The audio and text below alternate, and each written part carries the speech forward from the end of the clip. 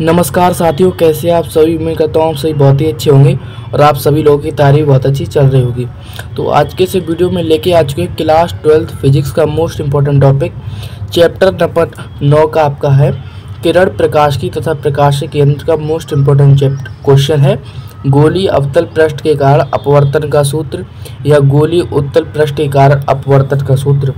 दोनों अलग अलग है, बस दोनों का फिगर अलग अलग है कहने को, बस सूत्र फॉर्मूला उसके तरीके स्टेप बाय सारे एक तरीके से हैं। तो आज के इस वीडियो में आप अवतल पृष्ठ पढ़िए और अगली वीडियो में आपको उत्तल पृष्ठ भी बताएंगे। वैसे मोस्टली आपका अवतल पृष्ठ वाला ज़्यादा सवाल आता है, कभी कभी दे देगा सिद्ध कीजिए गोलीय पृष्ठ के कारण ये सूत्र।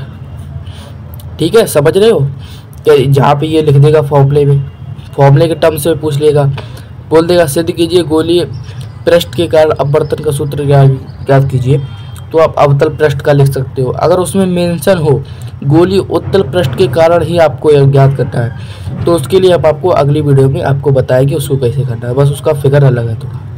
ठीक है, तो आज के इस वीडियो में देखेंगे गोलीय अवतल पृष्ठ के कारण अपवर्तन का सूत्र कैसे ज्ञात करेंगे। तो देखो, ठीक है, ये टकरा गए इसके पृष्ठ पे।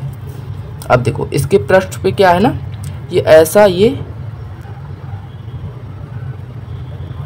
आपका एक वो पड़ा हुआ है अभिलंब तो हर पृष्ठ में होता है ना अभिलंब। तो ये देखो आपका ये आपका सेंटर है, सेंटर इस पृष्ठ का सेंटर, ये गोला होता ना, ऐसे गोला पूरा था, इधर पार्ट का भी ऐसे बना दूंगा ऐसे तो ये गोला नहीं बन जाएगा, बताओ गोला बन जाएगा, तो इसका ये सेंटर है गोले का। ठीक है जी बिल्कुल। तो अब देखो क्या होगा, ये किरणें देखो यहाँ पे माध्यम कौन सा बताओ, ये माध्यम आपका N1 मतलब ये वायु है आपके यहाँ पे, और यहाँ पे कौन सा कांच है आपका, बताओ भाई पृष्ठ किसी का कांच का ही तो होगा, बिल्कुल पृष्ठ कांच का होता है। तो ये सघन माध्यम है, तो क्या करेंगे, तो ये अभिलंब की ओर झुक जाएगा, थोड़ा ऐसी हो जाएगा। ठीक है, और जाने के बाद देखो यहाँ पे तो कहीं बनेगा नहीं कोई प्रतिबिंब बने, तो हमको सिर्फ पीछे खींचना होगा इसको, और इसको पता करना होगा कि यहाँ से ये लगेगा कि यहाँ से किरणें आ रही हैं, इसकी किरणें जाएंगी ऐसी, थोड़ा ऐसे जाएंगी ऐसे, तो ये लगेगा किरणें यहाँ से आ रही हैं, तो ये इमेजिनरी आपका बन जाएगा ना, बिल्कुल। तो हम यहाँ से इमेजिनरी इसका ये बना देंगे, तो ये हमारा बन गया ये प्रतिबिंब इमेजिनरी आपका यहाँ पे ये बन गया। ठीक है, समझ गए, बिल्कुल समझ गए। ओके, अब देखो आप एक बात भी जानते होगे, जो आपका आपतित किरण है, ये देखो यहाँ से किरण जा रही है, तो ये आपतित किरण होगी ना, ये आपतित किरण जो अभिलंब के साथ कोण बनाती है उससे कहते हैं आपको आई। ठीक है, इंसिडेंट एंगल आई, रिफ्रैक्टिव एंगल जिसे कहते हैं। ठीक है, ये आपका होगा रिफ्रैक्टिव एंगल इंग्लिश में कहते हैं। तो ये आपका बस इतना सा फिगर ड्रॉ हो गया है, समझ गए आप, बिल्कुल आप समझ गए होंगे। तो ये बताओ, ये अच के साथ कुछ एंगल बना रहा होगा, हमने मान लिया अल्फा बना रहा है, इसके साथ भी कुछ एंगल बना रहा होगा, हमने मान लिया बीटा बना रहा है, इसके साथ भी कुछ एंगल बना रहा होगा, हमने मान लिया गामा बना रहा है। ठीक है जी, बन गए। अब देखो यहाँ पे ये पृष्ठ ये त्रिभुज जैसा नहीं बन रहा है ना, तो हमको त्रिभुज इसको बना दे रहे हैं इसको ऐसे। ठीक है, ये मान लो कोई पॉइंट ए है, ये मान लो कोई पॉइंट बी है। ठीक है जी, समझ गए, ये हमने यहाँ पे लिख दिया है। और देखो, और ये आपका हो गया पूरा फिगर ड्रा हो गया। अब फिगर में जो कुछ भी आपको हिंदी है वो हम कैसे लिखना है, आपको देखो कैसे लिखना है उसको देखो। तो लिखेंगे माना एक गोलीय अवतल पृष्ठ है जिसके अक्ष पर O, जिसके अक्ष पर कोई वस्तु O रखी है, O से चलने वाली किरण किससे, गोलीय अवतल पृष्ठ से टकराने के पश्चात आई प्रतिबिंब बनाती हैं। ठीक है, ये आपको इतना लिख देने का। और क्या लिखोगे कि माना वस्तु अक्ष के साथ अल्फा कोण बना रही है, प्रतिबिंब अक्ष के साथ बीटा कोण बना रहा है, और क्या लिखोगे, ये क्या है, वक्रता केंद्र क्या मानोगे, वक्रता केंद्र आपका बना रहा है गामा। ठीक है, ये आपको लिख देना है। तो ये आपको लिख दोगे, हम यहाँ पे स्क्रीन पे शो कर दे रहे हैं, आपको वैसे समझ के लिख देना है। ठीक है जी बिल्कुल। अब देखो आप एक बात भी जानते हो, यहाँ से लेके वस्तु की दूरी उससे पृष्ठ से उससे क्या होती है, लेंस से, ये लेंस से, ये पृष्ठ है ना लेंस से, तो लेंस जैसा लेंस हो या दर्पण हो, बात तो एक ही है ना।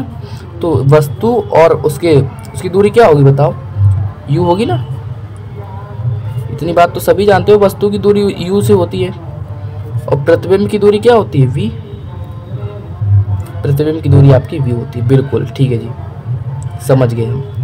अब बताओ, अब इसकी दूरी क्या होती है वक्रता केंद्र से, सी, आर होती है ये। ठीक है, आर, यहाँ पे कहाँ पे लिखते हैं, चलो कोई बात नहीं, यहाँ पे लिख देंगे C B equal to R. देखो ये और ये कोण ये बहुत पास है इसके, ये बिल्कुल पास है, नियर अबाउट है इसके, ठीक है, बहुत पास है, चाहे हम यहाँ से दूरी लें चाहे यहाँ से ले, बात एक ही है, ठीक है। तो आप ये आप फिगर समझ गए। देखो टाइम लग रहा होगा दोस्तों, मैं मान रहा हूँ, बस आपको ये अगर समझ गए तो खटाखट सवाल हो जाएंगे, ठीक है। ये त्रिभुज यहाँ से लेके यहाँ तक सी तक, तो लिखेंगे त्रिभुज ओ ए सी में, समझ गए कैसे लेना। तो बहिष्ठ कोण मतलब ये अंदर वाले इक्वल बाहर वाले, अंदर वालों का योग बाहर के बराबर होगा। तो अंदर ये है, ये मत समझना, ये तो त्रिभुज अलग है भाई, इसको भूल जाओ, इसको भूल जाओ, बस इसको ध्यान रखो। Alpha plus I equal gamma, ये बाहर है ना, alpha plus I equal gamma, इसमें वैल्यू रख दो, आई बराबर gamma minus alpha, gamma minus alpha. अब देखो इसमें रखेंगे गामा की वैल्यू, देखो इसको कैसे निकालोगे, गामा क्या होता है बताओ, टेन अल्फा। देखो गामा आप जानते हो, चूंकि देखो चूंकि tan alpha tan gamma equal to gamma के होगा, tan beta equal to beta के होगा, और टेन और अल्फा इक्वल टू अल्फा के होगा। चूंकि कोण बहुत छोटे हैं, बहुत छोटे हैं कोण, ये बहुत छोटे हैं, इसलिए ये दोनों इक्वल होते हैं। लिमिट होती है, ये लिमिट होती है, लिमिट 0 से लेके इसका होता है, उसकी वैल्यू 1 होती है, 1 मतलब उसके इक्वल ही होती है, ठीक है। तो टेन अल्फा, यहाँ पे टेन गामा भी लिख सकता है, और टेन गामा की वैल्यू कैसे निकालो, टेन क्या होता है, लंब बटे आधार, लंब है ये आपका ए बी, लंब है ए बी, आधार क्या आपका बी सी। अब देखो इसमें लगाएंगे अल्फा वाले के लिए, तो अल्फा वाले के लिए ये देखो लंब है, इसके सामने वाला ये लंब है, और आधार क्या है, ये पूरा इसका आधार है, तो माइनस अल्फा का ए बी और बटे आधार क्या है ओ बी। इसमें वैल्यू पुट कर दो, आंसर आ जाएगा। ए बी को हमने कॉमन निकाल लिया बाहर, और 1 बटे बी सी की वैल्यू माइनस का यू दी है, माइनस ए बी निकल गया, 1 बचा, ओ बी की वैल्यू कितनी दी है, सॉरी बी सी की वैल्यू ये आर दी है, ठीक है, बी सी की वैल्यू आर दी है, ओ बी की वैल्यू आपकी निगेटिव का यू दी है, निगेटिव का पॉजिटिव का यू हो जाएगा। तो आई इक्वल टू आपका बन जाएगा क्या, देखो यहाँ से ए बी 1 बटे यू निगेटिव 1 बटे आर, ये आपका बन गया इक्वेशन फर्स्ट। ऐसे हम आर निकाल लेंगे, ऐसे इंसिडेंट एंगल आर निकाल लें, वो रिफ्रैक्टिव वाला निकाल लेंगे। त्रिभुज कौन सा लगाएंगे, ओ लगाएंगे, हाँ त्रिभुज लगाएंगे। देखो अभी दिखा रहे हैं आई ए बी लगाएंगे, आई ए बी में आई है ओ नहीं है, ठीक है। देखो यहाँ पे आर इतना एंगल है ना, तो आई ए सी ये लगा लो इतना वाला बाहर, देखो आर अंदर है, ये भी अंदर है, और ये बाहर के इक्वल हो जाएगा दोनों को, आई ए सी लगाओ, सॉरी आई ए सी क्या, ये अंदर वाला ये अंदर वाला, अब इसको भूल जाओ पूरे, ये अंदर वाला इक्वल ये बाहर वाला होगा, तो ले लेंगे हम इसको beta plus R equal to gamma के। अब आर की वैल्यू रख दो यहाँ पे गामा माइनस बीटा में, बीटा के अगर रखोगे इसी तरीके से ए बी ऊपर से कॉमन आ जाएगा, और गामा की वैल्यू क्या आ जाएगी 1 अपॉन ए बी, गामा देखो क्या है ए बी बटे बी सी, तो ए बी बाहर ले लिया हमने, बी सी की रख दो वैल्यू, बी सी की कितनी है निगेटिव की आर निगेटिव। अब देखो ये हो गया गामा की वैल्यू हमने कितनी निकाली थी अभी बताओ, गामा की हमने ये निकाली थी वैल्यू, देखो ये इतना हो गया ए बी बटे बी सी, देखो गामा की ए बी बटे बी सी, ये गामा वाली हो गया। अब देखो किसकी देखनी है, अब बीटा की देखो, बीटा देखो इसके सामने लंब ये है ए बी बटे बी आई, ठीक है, तो ए बी हमने बाहर निकाल लिया, और बटे बी आई क्या होगा, बी आई देखो बी है वी है, देखो बी आई है वी निगेटिव का, तो यहाँ पे रख देंगे वी आई निगेटिव का, ठीक है, दिख रहा है ना, दिख रहा है जी। अब ये आपका हो जाएगा ए बी बाहर निकाल लिया, और ये पॉजिटिव का हो जाएगा प्लस माइनस पॉजिटिव, और ये आपका 1 बटे आर आपका निगेटिव का हो जाएगा। ये आपका निकल के दोनों हो गए आपके। अब स्नेल का नियम लगा दो, आंसर आपका आ चुका है स्नेल के नियम से। स्नेल के नियम से हम मान के चल रहे हैं कि यहाँ का अपवर्तनांक, ये देखो ये वायु का अपवर्तनांक और इसका अपवर्तनांक सेम ही है, इक्वल ही है दोनों का अपवर्तनांक, ठीक है। और एक कंडीशन लेंगे जब अलग अलग होगा, ठीक है, स्नेल के नियम से। तो लेके चल रहे हैं, जब सेम हैगा तब तो क्या होगा, साइन आई इक्वल क्या होगा, साइन आर के इक्वल एन, ये होता है अपवर्तनांक के इक्वल, समझ गए ना, ठीक है जी। और हमने आपको बताया साइन आई किसके इक्वल होगा बताओ, आई के, और साइन आर किसके इक्वल होगा, आर के। रीजन आपका वही है, ठीक है। तो ये आपका आई हो जाएगा आर एन। तो आई की वैल्यू कितनी दी है आपको, आई की वैल्यू और ये आपने निकाली, इसमें रख दो आई की वैल्यू ए बी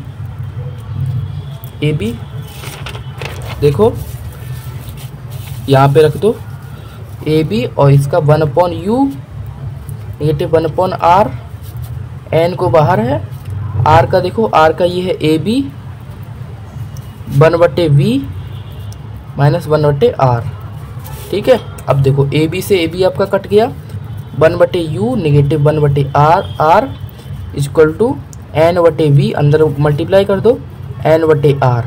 अब देखो इसको इधर ले आओ, इसको इधर ले आओ, n/v माइनस ये देखो u, इसको इधर ले आओ, u को 1/u, अब इसको इधर ले जाओ, इधर इसके उधर ले जाओ n/r, और निगेटिव का 1/r, ठीक है। ये हो गया n/v 1/u इक्वल, देखो r नीचे से एलसीएम आ जाएगा, ऊपर आ जाएगा n-r। देखो बताओ, कतई बिल्कुल टाइम लगा है, कतई टाइम नहीं लगा, बिल्कुल इतनी से दम हो गया, ठीक है। ये आपका प्रूफ हो गया बस। अब जब लेके जब दोनों माध्यम का अपवर्तनांक भिन्न हो, माध्यम का अपवर्तनांक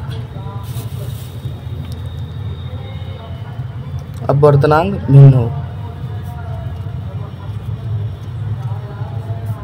जो दोनों माध्यम का अपवर्तनांक भिन्न होगा तो n किसके इक्वल होगा बताओ, n2/n1 के। ये n2 होता है सघन माध्यम का, n1 होता है विरल माध्यम का। ये आपका, ठीक है, जब अलग अलग हो तो n की जगह का ये वैल्यू आपका ध्यान रखना है, अपवर्तनांक की जगह भी ये आपको खूब अच्छे से ध्यान रखना है, ये फॉर्मूला, ठीक है। अब इसमें पुट कर देंगे n2/n1v नेगेटिव 1/u, इसकी जगह n2/n1 माइनस 1/r, ठीक है। जैसे देखो, और नहीं समझे ऐसे समझो, देखो sine i equal sine r लिखते हैं, इक्वल एन लिखते हैं, इसका फॉर्मूला ये भी तो रखते हैं n2/n1, बताओ लिखते हैं कि नहीं लिखते हैं। तो ये दोनों में से यहाँ से इक्वल कर दिए, समझ गए, ठीक है, समझ गए हो गया आप। अब देखो, अब क्या करेंगे, मैं यहाँ से n2/n1 v नेगेटिव 1/u, यहाँ से देखो n2 माइनस n1 आ जाएगा एलसीएम लेके के बाद, नीचे n1, तो ये आपका n1 r आ जाएगा। देखो यहाँ पे भी n1, यहाँ पे भी n1 है, तो हम क्या करेंगे, n1 से ऊपर से मल्टीप्लाई कर देंगे, इक्वल n2 माइनस n1/r। ये देखो भाई हमने प्रूफ कर दिया है। देखो कैलकुलेशन तो आपको आना चाहिए, कैलकुलेशन मैं आपको देखो बता दे रहा हूँ, थोड़ा बहुत समझ लेना। यहाँ पे देखो हमने एलसीएम ले लिया इन दोनों का, एलसीएम लेने के बाद इसके नीचे आ गया, n1 से यहाँ पे देखो मल्टीप्लाई कर दिया सभी में, ऊपर वाले टर्म्स में n1 से n1 कट गया, ये आपका फॉर्मूला एक बन के आ गया है। आपको चाहे ये वाला फॉर्मूला लिख देना, चाहे ये वाला फॉर्मूला लिख देना यहाँ तक, ठीक है। ये बोले कि अपवर्तन पृष्ठ का सूत्र ज्ञात कीजिए तो यहाँ तक लिख देना, और कंडीशन लगा के बोले कि ये वाला ज्ञात कीजिए तो यहाँ तक लिख देना, ठीक है। तो ये देखो मैंने आपको फिगर बनाया आपके सामने, सारा आपको समझ में आ गया होगा। अगर आपको मेरी मेहनत और वीडियो पसंद आई है तो प्लीज़ वीडियो को लाइक कर दीजिएगा और चैनल को भी शेयर कर दीजिएगा। मिलते हैं ऐसे एक और शानदार वीडियो में, तब तक के लिए धन्यवाद।